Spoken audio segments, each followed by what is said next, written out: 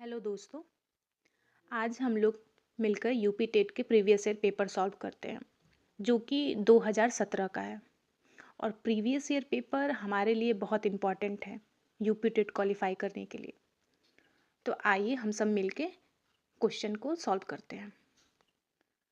जो पहला क्वेश्चन है, संविधान सभा ने राष्ट्रगान कब कब अपनाया था? तो इसका पहला ऑप्शन है 20 जनवरी 1950, दूसरा है 24 जनवरी 1950, तीसरा है 21 मई 1949 और डी है 13 नवंबर 1949, जो कि राइट ऑप्शन इसका होगा 24 जनवरी 1950। यह राष्ट्रीय गान रविन्द्रनाथ टैगोर द्वारा गाया गया था, जो कि 24 नवंबर 1950 को हमारे भारत देश में अपनाया गया। इसको सर्वप्रथम इसको सबसे पहले गाया गया था कलकत्ता अधिवेशन में, जो कांग्रेस का अधिवेशन हुआ था 27 दिसंबर 1911 को। और इस गाने को गाने में 52 सेकंड लगता है। और मेरा दूसरा क्वेश्चन है कि पुष्कर मेला कहाँ आयोजित किया जाता है? पहला ऑप्शन है जयपुर, दूसरा उदयपुर, तीसरा जोधपुर और चौथा है अजमेर, जो कि सही जवाब इसका होगा अजमेर। यह पुष्कर मेला राजस्थान में आयोजित की जाती है, जो कि ऊँटों का मेला होता है, जो कार्तिक पूर्णिमा के दिन यह मेला लगता है।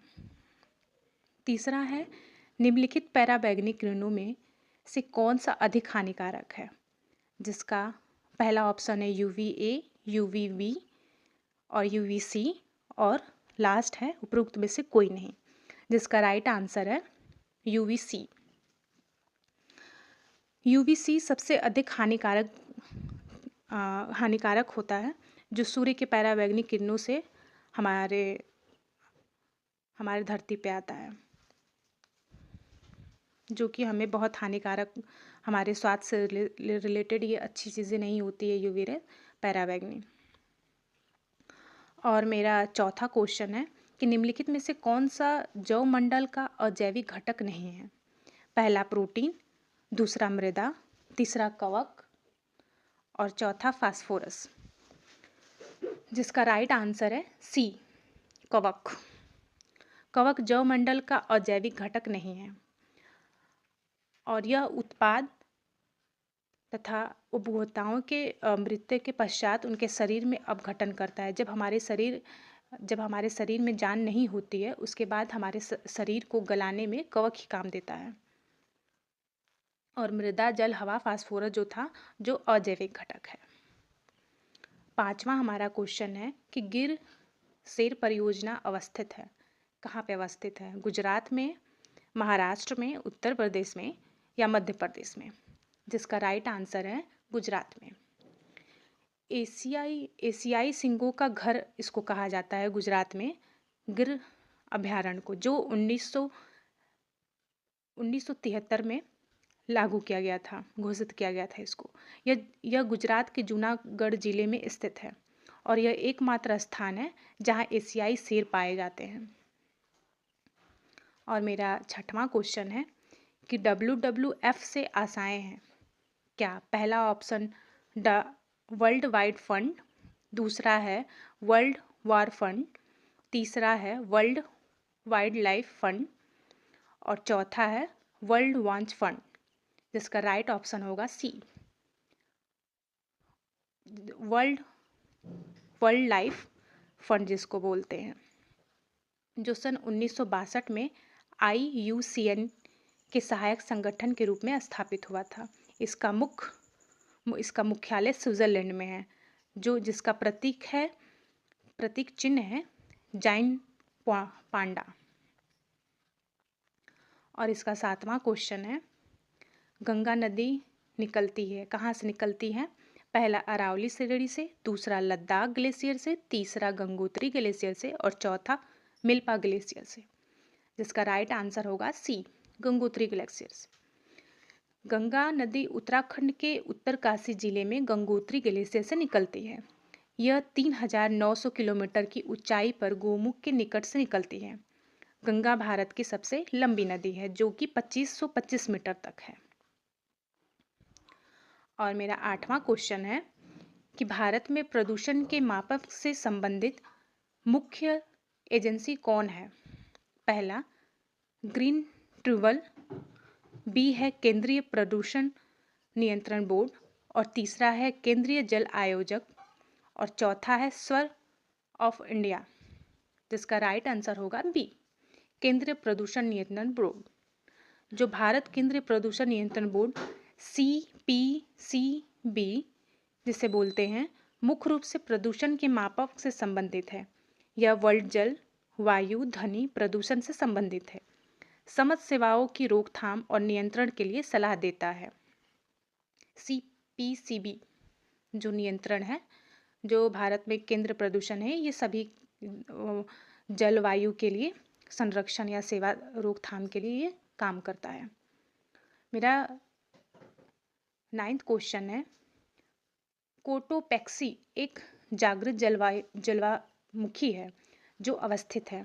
पहला चिली में, दूसरा हवाई में, तीसरा एंडीज में, और चौथा रॉकीज में, जिसका राइट आंसर है सी। कोटोपैक्सी विश्व का सबसे ऊंचा सक्रिय ज्वालामुखी पर्वत है जो दक्षिण अमेरिका में अवस्थित है, एंडीज पर्वतमाला पर। मेरा 10वां क्वेश्चन है कि तिब्बत की सांपो नदी भारत में किस नाम से जानी जाती है? पहला गंगा, दूसरा यमुना, तीसरा ब्रह्मपुत्र और चौथा सिंधु, जो कि इसका राइट आंसर है ब्रह्मपुत्र। तिब्बत की सांपो नदी भारत में ब्रह्मपुत्र के नाम से जानी जाती है। इसे तिब्बत में सांपू या सांपो के नाम से जानते हैं। इसकी कुल लंबाई 2580 किलोमीटर है। और मेरा 11वां क्वेश्चन है कि घास भूस क्षेत्र के परितंत्र की खाद्य श्रृंखला में सबसे उच्च स्तर का उपभोक्ता कौन सा होता है? शाकाहारी, मांसाहारी, विषुव या मांसाहारी या शाकाहारी, जिसका राइट आंसर है बी, मांसाहारी। यह घास भूस क्षेत्र के परितंत्र में खाद्य श्रृंखला में सबसे उच्च स्तरीय उपभोक्ता मांसाहारी होता है। इसका खाद्य श्रृंखला क्रमशः पहले घास होगा, फिर घास को टिड्ढा खाएगा, टिड्ढा को मेढक, फिर उसके बाद मेढक को सर्प खाएगा, सर्प को गिद्ध खाएगा। इसका ये खाद्य श्रृंखला है, जो कि बहुत बार एग्जाम में ये पूछता है क्वेश्चन। एक मार्ग संबंध है, किससे संबंध है? गुणवत्ता से, पैकेजिंग से, संसाधन से या उत्पादन से, जिसका राइट आंसर होगा गुणवत्ता से। जो एक मार्क है, एक मार्क का संबंध अच्छे गुणवत्ता के चीज़ों के लिए प्रसिद्ध है, जो कृषि में खाद्य उत्पादक अच्छे चीज़ क्वालिटी में लाए। भारत सरकार द्वारा खाद्य मंत्रालय द्वारा दिया गया है और खाद्य वस्तुओं की शुद्धता और गुणवत्ता को सुनिश्चित करता है। यह एक मार्क हमारे खाद्य के लिए और कृषि विभाग के लिए सबसे गुणवत्ता और इसकी देखरेख के लिए इसको ये संस्था है। और मेरा नेक्स्ट क्वेश्चन है, आर्सेनिक द्वारा जल प्रदूषण सर्वाधिक है, क्या है? उत्तर प्रदेश में, मध्य प्रदेश में, बिहार में, पश्चिम बंगाल में, जो कि पश्चिम बंगाल में पाया जाता है। भारत में गंगा ब्रह्मपुत्र के मैदानी इलाकों तथा बांग्लादेश के पद मेघना के मैदानी इलाकों में भूमिगत जल आर्सेनिक प्रदूषण से सर्वाधिक प्रभावित है। यह पश्चिम बंगाल में सर्वाधिक प्रभावित राज्य है। आर्सेनिक की मात्रा पश्चिम बंगाल में ज़्यादा पाई जाती है। मेरा नेक्स्ट दूसरा क्वेश्चन है कि वन्यजीव सुरक्षा अधिनियम पारित किया गया था कब? पहला 1960 में, दूसरा 1962 में, तीसरा 1972 में और चौथा 1975 में, जिसका राइट आंसर होगा सी, 1972 में। ये वन्यजीव सुरक्षा अधिनियम 1972 में पारित किया गया। इस अधिनियम में अवैध शिकार एवं व्यापार को रोकने के लिए जुर्माना एवं दंड प्रावधान दिया गया है। इसमें जो भी अधिनियम सुरक्षा, वन्य के सुरक्षा के लिए जो भी कार्य किए जाते हैं, इसके थ्रू ही किए जाते हैं कि अगर कोई उसको चोट पहुंचा रहा है, किसी जानवर को या फिर किसी वन को नष्ट कर रहा है, उसको रोकथाम के लिए ये वन्यजीव सुरक्षा अधिनियम होता है। और मेरा नेक्स्ट क्वेश्चन है, दूध से दही बनाने की प्रक्रिया को कहते हैं? प्रकाश संश्लेषण, आसवन या किण्वन या लाइजेशन, जिसका राइट आंसर है सी, किण्वन। ये दूध से दही बनाने की प्रक्रिया को कहते हैं। जैसे दूध को दही में बदलना, जिसमें इसमें लैक्टिक एसिड पाए जाते हैं दूध में, जिससे जमता है दूध। और नेक्स्ट मेरा क्वेश्चन है कि किस देश के संविधान से मौलिक कर्तव्य को लाया गया था? जर्मन से, यूनाइटेड किंगडम से, या फिर यूएसए से, या यूएसएसआर से? जिसका राइट आंसर होगा डी। जो भारतीय संविधान में मौलिक कर्तव्यों का पूर्व सविनय संघ यूएसएसआर के संविधान से लिया गया था।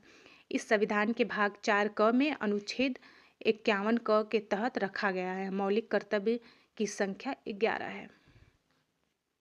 और मेरा दूसरा क्वेश्चन है कि ध्रुव तारा कहा जाता है किसको? उत्तर तारे को, दक्षिणी तारे को, पूर्वी तारे को, या पश्चिमी तारे को? जिसका राइट आंसर है ए, उत्तरी तारे को। उत्तरी तारा जो कि सप्तऋषि तारा के ठीक ऊपर होता है, जो 7 तारे होते हैं एक साथ, उसके ठीक ऊपर होता है। और उत्तर तारा, इस तारे के मदद से ही हम पहले के लोग दिशा का पता लगा पाते थे। व्यापारी या नाविक जो भी होते थे, वो ध्रुव तारा के अकॉर्डिंग ही अपनी दिशा का पता लगा के आगे बढ़ते थे। और मेरा नेक्स्ट क्वेश्चन है कि भारत में प्रोजेक्ट टाइगर आरंभ किया गया था कब? 1972 में, 1973 में, 1981 में, 1985 में? जिसका राइट आंसर होगा बी, 1973 में। भारत सरकार 1973 में प्रोजेक्ट टाइगर शुरू किया था। यह भारत के राष्ट्रीय पशु बाघ संरक्षण के लिए प्रारंभ की योजना है। वर्तमान में भारत में 59 या इससे अधिक भी 52 टाइगर रिजर्व हो गए हैं अब तो। और मेरा नेक्स्ट क्वेश्चन है, फूलों की घाटी अवस्थित है कहाँ पे? जम्मू कश्मीर में, हिमाचल प्रदेश में, सिक्किम में, उत्तराखंड में? जिसका राइट आंसर है उत्तराखंड में। उत्तराखंड को फूलों की घाटी भी कहा जाता है, जो यूनेस्को के विश्व धरोहर स्थल में घोषित हो चुकी है। ये जो चमेली जिले के हिमालय क्षेत्र में स्थित है। इसका नेक्स्ट क्वेश्चन है कि एक वयस्क मानव में कुल अवस्थियों की संख्या कितनी है? 306, 275, 206, 175? जिसका राइट आंसर होगा 206। एक वयस्क में अस्थियां 206 होती हैं, जबकि शिशु में 300 अस्थियां पाई जाती हैं। बढ़ते सब उम्र के पास में जुड़ जाती हैं। जब एज हमारे जब बढ़ते जाते हैं तो जो 300 होती हैं अस्थियां, वो घट के एक दूसरे में जोड़ के एक सिंगल हो जाती हैं, जिससे कि 206 हो जाती हैं। और मेरा नेक्स्ट क्वेश्चन है कि ग्रीन पीस इंटरनेशनल का मुख्यालय अवस्थित है कहाँ है? पहला न्यूयॉर्क में, बी है सिडनी में, या सी है एम्स्टर्डम में, या फिर डी है नागासाकी में? जिसका राइट आंसर है सी। ये ग्रीन पीस एक स्वतंत्र वैश्विक अभियानकारी संख्या है, जिसकी स्थापना 1971 ईस्वी में हुई थी। इसका उद्देश्य था विश्व स्तर पर पर्यावरण संरक्षण एवं विकास को प्रोत्साहन देना। इसका मुख्यालय नीदरलैंड में है। और मेरा नेक्स्ट क्वेश्चन है 22। प्रकाश संश्लेषण के प्रकाशीय चरण के दौरान किसका ऑक्सीकरण एवं किसका अपचयन होता है? इसका पहला आंसर है जल, दूसरा है NADPH2CO2, या CO2 जल, या CO2 NADPH2? लेकिन इसका राइट आंसर होगा ए, जल। जो प्रकाश संश्लेषण के प्रकाशीय चरण के दौरान जल में H2O का ऑक्सीकरण एवं NADP के अपचय होता है। इस अभिक्रिया से जल के हरित लवण के ग्रेना भाग में होती है और ये हाइड्रोजन आयन प्राप्त होता है। और नेक्स्ट क्वेश्चन है कि LPG के संदर्भ में क्या सत्य नहीं है? यह एक स्वच्छ ईंधन है, यह उच्च उसमें मान का है, यह नीले ज्वाला से जलने वाला है, यह मीथेन उपसर्जन करने वाला है, जिसका राइट आंसर है डी, यह मीथेन उपसर्जन करने वाला है। यह मुख्यतः प्रोपेन तथा ब्यूटेन हाइड्रोकार्बन का मिश्रण है, यह मीथेन उपसर्जन नहीं है। जिस पे इसमें पूछा था क्वेश्चन में कि एलपीजी संदर्भ में क्या सत्य नहीं है, क्या सत्य नहीं है, तो यह एक स्वच्छ ईंधन है, ये सही है। यह उच्च उच्च ऊष्मीय मान है, ये भी सही है। यह नीले ज्वाला से निकलने वाला है, तो ये भी सही है। ये चौथा ऑप्शन जो सही नहीं है, जो कि सही नहीं, गलत को ही सही आंसर माना है इसने, तो मेरा ऑप्शन डी सही है। और मेरा नेक्स्ट क्वेश्चन है कि प्रजातियों की उत्पत्ति एक रचना है। पहला ऑप्शन है अरस्तू की, दूसरा चार्ल्स डार्विन की, तीसरा मेडल की, चौथा रॉबर्ट हुक की, जिसका राइट आंसर है चार्ल्स डार्विन, जो प्रजातियों की उत्पत्ति के एक रचनाकार हैं। ओरिजिन ऑफ स्पेसिस बोलते हैं जिनको, जीवों के विकास और प्राकृतिक चयन के सिद्धांत को प्रस्तुत किया है इन्होंने। और नेक्स्ट क्वेश्चन है मकर रेखा, साढ़े साढ़े 23 डिग्री नॉर्थ में, 23.5 डिग्री साउथ में, और सी दोनों ऑप्शन सेम दे दिया है, और डी ऑप्शन है 23 डिग्री साउथ में, जिसका राइट आंसर होगा 23.5 डिग्री साउथ, मतलब सी या बी कोई एक लगा सकते हैं। हाँ, मतलब सेम क्वेश्चन है तो आप लगा सकते हैं, ये सेम ही है। भूमध्य रेखा के भूमध्य रेखा में 23.5 अक्षांश पे कर रेखा और दक्षिणी में अक्षांश मकर रेखा है, जो 23.5 पे जो 22 दिसंबर को सूर्य मकर रेखा पर लंबवत होती है, जिससे मकर रेखा सक्रिय हो जाते हैं।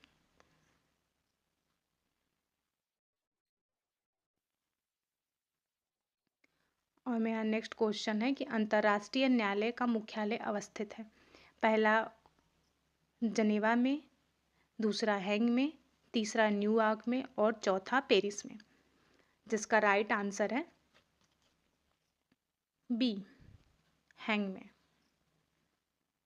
अंतर्राष्ट्रीय न्यायालय का मुख्यालय हैग नीदरलैंड में अवस्थित है। इसका स्थापना 3 अप्रैल 1986 ईस्वी को की गई थी। अंतर्राष्ट्रीय न्यायालय की अवधि में 5 अध्ययन तथा 70 अनुच्छेद हैं। और मेरा नेक्स्ट क्वेश्चन है कि संयुक्त राष्ट्र सुरक्षा परिषद में कितने अस्थायी सदस्य हैं, जिसका ऑप्शन है सी, 5। संयुक्त राष्ट्र सुरक्षा परिषद में 5 अस्थायी सदस्य हैं, जो अमेरिका, रूस, ब्रिटेन, फ्रांस और चीन। इसे परिषद में कुल 15 सदस्य होते हैं, जिसमें से 10 जो होते हैं जो अस्थायी सदस्य भी होते हैं। और मेरा 28 क्वेश्चन है कि सरिस्का राष्ट्रीय उद्यान अवस्थित है। पहला पश्चिम बंगाल में, दूसरा गुजरात में, तीसरा राजस्थान में, और चौथा असम में, जिसका राइट ऑप्शन है सी, राजस्थान में। सरिस्का राष्ट्रीय उद्यान राजस्थान के अलवर में अवस्थित है। इसे 1985 में वन्य जीव अभ्यारण्य घोषित किया गया था, और यह 1969 में टाइगर रिजर्व के रूप में प्रोजेक्ट टाइगर में शामिल किया गया था।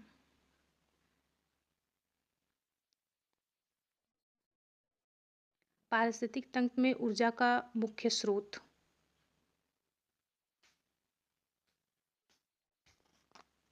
जिसका पहला ऑप्शन है ATP, दूसरा है सूर्य प्रकाश, तीसरा है DNA, और चौथा है RNA, जिसका राइट ऑप्शन है बी, सूर्य प्रकाश।